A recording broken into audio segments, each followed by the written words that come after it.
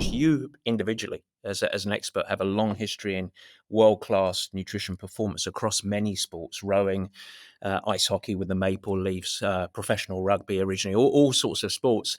And you entered triathlon via a Purple Patch Pro, Sarah Piampiano. We've talked about that many times, but that was probably 7 or 8 years ago now. And because we're getting older, but unfortunately, but it'd be really interesting because coming back from Kona, as we start to get into the meat and potatoes of the meat and potatoes, if you can reflect when you first started working with Sarah 6, 7, 8 years ago, and your observations then, where you were brand new to triathlon, you really were, like, you came in, still a world expert, but coming into this sport, and how you felt then, what your observations were in general terms to where we're at now, as it pertains to nutrition, fueling at the professional level. What do you have any changes that you've seen?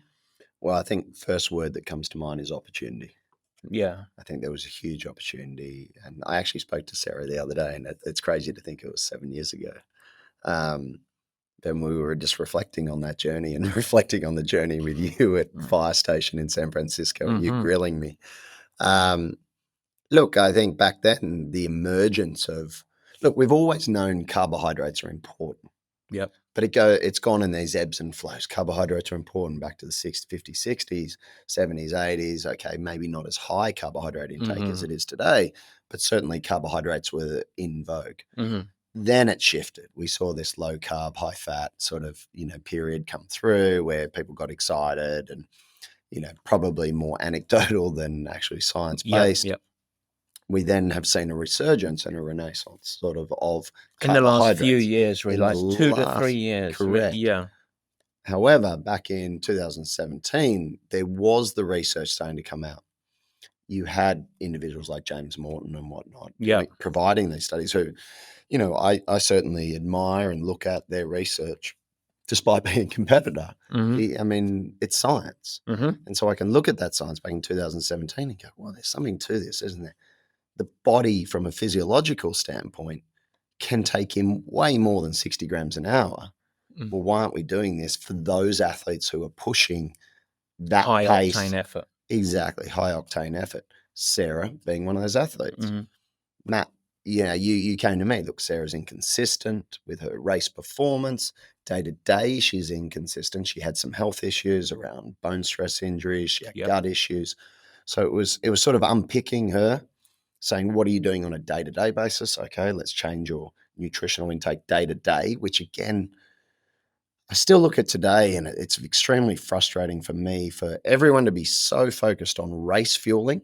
It's not that hard. Like, train your gut, work out what your actual requirements are based on energy expenditure and how fast you're going, how hard you're pushing.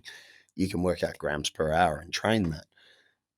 But what happens to the day-to-day? And it's like, I don't believe you can just eat crap all the time and get away with it. It will come back to bite you in the bum. So those habits you talk about, those foundations around great quality, vegetables, fruits, good quality proteins, great quality fats, it is super important. That's a really important every day. Every day. And that's an important framework. Total calories, absolutely crucial, in line with what you're trying to achieve. Again, not just calories because you can take in as many calories as you want, calories in line with what you require. Huge energy expenditure, absolutely. Huge calorie intake, not very high calorie intake or expenditure. Maybe you don't need as many calories. And therefore, quality can be even further emphasized because actually total calorie intake doesn't require. So with Sarah, back to the original question, what was the opportunity? Changing race fueling, huge opportunity at that time. And we did that. We bumped her from 50, 60 grams an hour up to 100, close to 120 grams an hour for a tiny female athlete. 115 pounds or so, 120 pounds. That was a huge opportunity. Increasing protein intake at the time. No one was taking in sort of 2 to 3 grams per kilo body weight of protein, and that had a huge impact on her recovery. Increasing her vegetable and fruit intake, improved, I think, from the fiber intake, improved her gut health, FODMAPs. It was only emerging at the time, sort of Monash University in Melbourne and University in Australia, talking about these FODMAPs, these fermentable types of carbohydrates. Did an elimination diet. Instantly, she felt better. She realized she didn't have to remove everything to do with gluten. She didn't have to avoid carbohydrates anymore. So now there was a specificity to her day-to-day nutrition and a specificity to her race fueling, including hydration. And she started to dial it in. You hear about dialing in all the time. I hear it from her, I'm going to dial this in.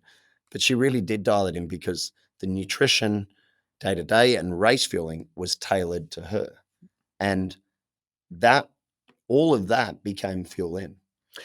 It was you mentioned me grilling you. I'm not an easy interview, but You were scary as well, hell. no, You were scary as hell. It's my treasure. It was Sarah, and it's important for listeners because we all have short memories, and I want to reflect at the time. You drove Sarah up to and I'll do it in pounds for the American audience, but more than a gram per pound of body weight every day, and Of protein. of protein on a day-to-day basis. And at that time, it was just it just felt like so much protein. And then in the racing, then we go to the racing. You were driving her up towards 100 and 120 grams. There's nothing revolutionary about this in 2024. Go back 7 years ago, I felt like I was standing on the edge of the Eiffel Tower looking off, and I had to make a decision: am I going to jump with this guy or not? It was like catching an early wave. It was absolutely crazy. But and I say this was the catalyst of Sarah going from great to world class. I think it really enabled her greatest consistency that she had. She had her best results off of the back of this. And we have seen, and we'll talk about it, the sport really evolve behind this wave. It's been incredibly interesting to see the emergence of this with maybe some parallels of that. So it's been a fascinating journey that I felt like I got a little like into a secret chamber almost, and I saw this and was like, goodness me, this is absolutely crazy.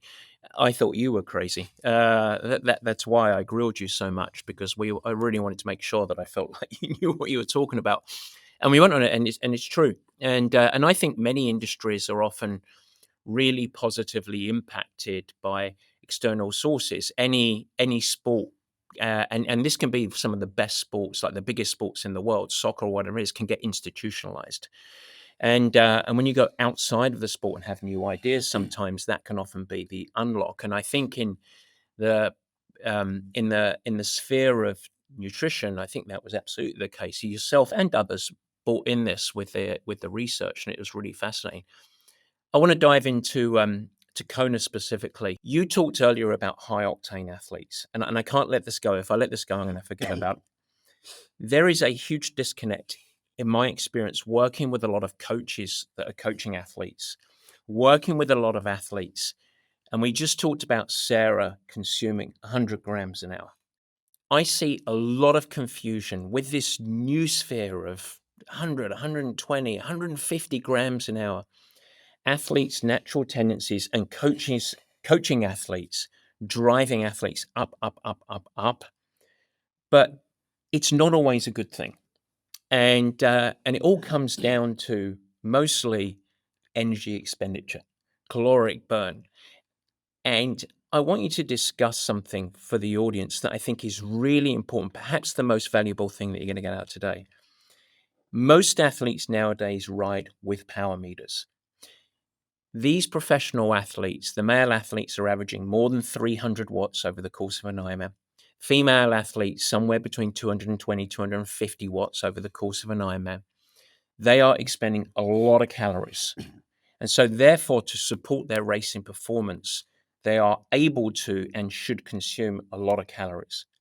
How does that change for an athlete that is riding the same distance, but only perhaps producing 120, 150 watts. Can you explain the difference there for coaches that are Yeah. listening? I think this is a critical piece that is so missed.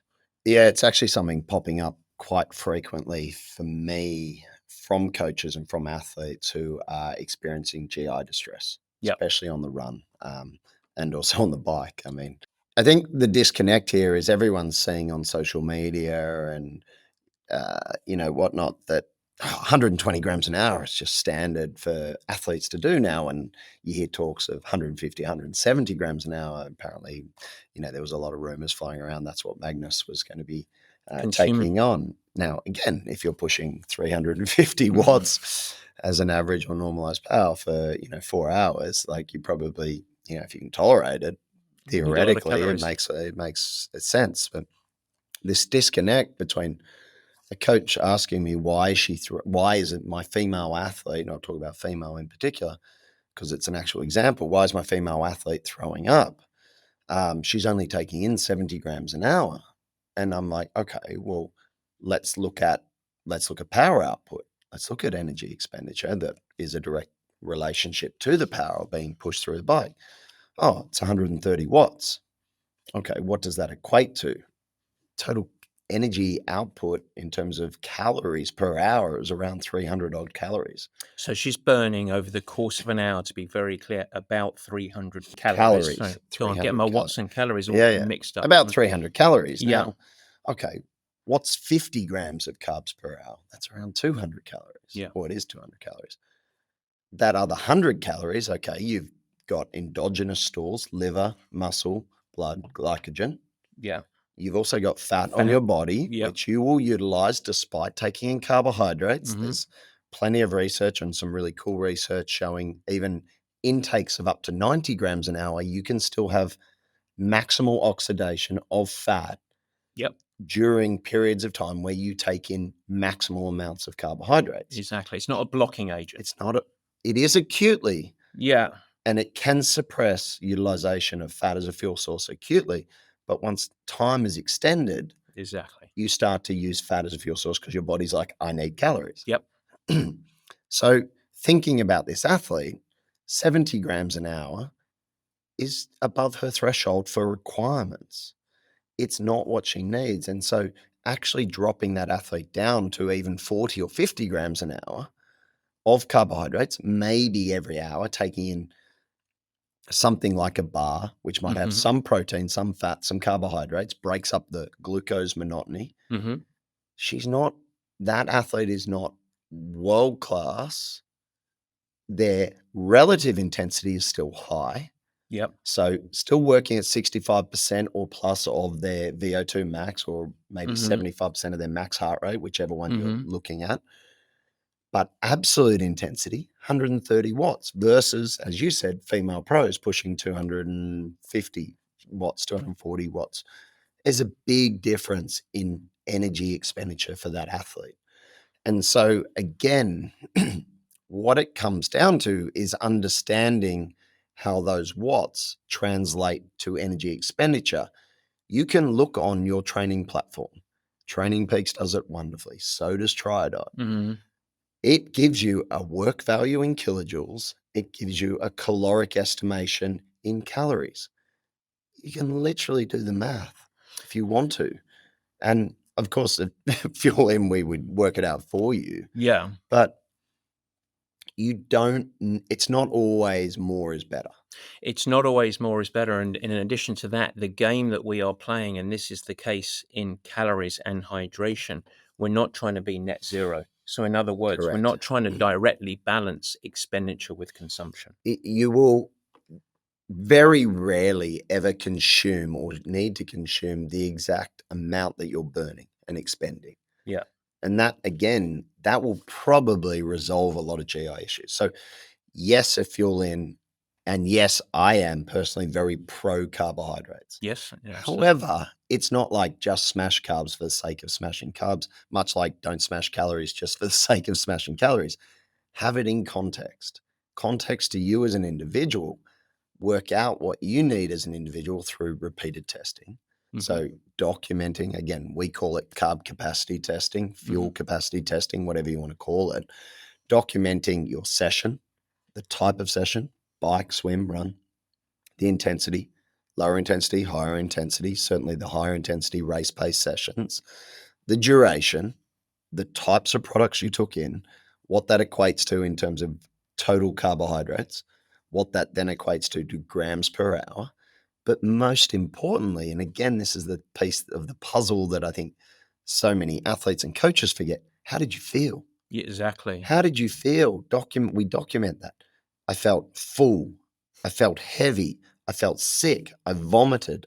I went to the toilet. Do you know what? Okay, it doesn't mean you can't do that again and repeat exactly the same how you felt, how you did. And if actually you get reduced symptoms, that might be a case of, okay, now you're training the Yeah, the body's guard, adapting it. you're adapting. But if it happens 2 or 3 times, stop hitting your head into the wall. Don't be a hero. Drop the intake down. Oh my God, I didn't feel as heavy. I actually still pushed really good watts, or the watts at which I was being told to push. I didn't vomit. I didn't regurgitate. I didn't do anything in my pants.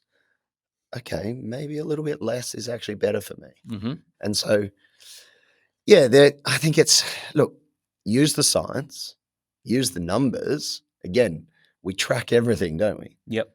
I mean, talk about habits and things like that. I mean, tracking sleep. Everyone tracks their sleep these days, and then you ask them, how many hours of sleep do you get? I can think of one person in particular. Oh, I get 6 hours sleep, and it's been 3 years of tracking that, and it's still I'm on 6 hours sleep. Obviously, Still zero change. I've digressed from carbohydrates, but same thing. If you're doing the same thing over and over again, you are tracking it, but you're not actually intervening with that, then why bother tracking?